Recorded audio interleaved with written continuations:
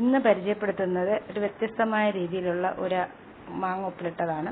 അപ്പോൾ അതെങ്ങനെയാണെന്ന് നോക്കാം. ഞാൻ മാങ്ങ അരിഞ്ഞ് കുറച്ച് ഉപ്പും പുരട്ടി നല്ലതുപോലെ ഒരു പാത്രം വെച്ച് അടച്ചു വെച്ചേക്കുക. കാരണം മാങ്ങയിലെ പുളിപ്പ് ചെറിയ കയർപ്പൊക്കെ ഉണ്ടെങ്കിൽ അതങ്ങ് പോവാൻ 2 മണിക്കൂർ കഴിഞ്ഞതിന് ശേഷം അതിൽ വരുന്ന വെള്ളം അങ്ങ് ഊറ്റിക്കളഞ്ഞതിന് ശേഷം ഒരു ഭരണിയിലോട്ടാക്കി കുറച്ച് നല്ല വെള്ളം ഒഴിച്ച് 2 പച്ചമുളക് ഇട്ട് എരിവിനനുസരിച്ചിട്ടുള്ളൂ, അതിന് ആവശ്യത്തിന് കുറച്ച് ഉപ്പും ഇട്ട് നമുക്കിത് അടച്ച് ഫ്രിഡ്ജിലോട്ട് വെച്ചേക്കാം.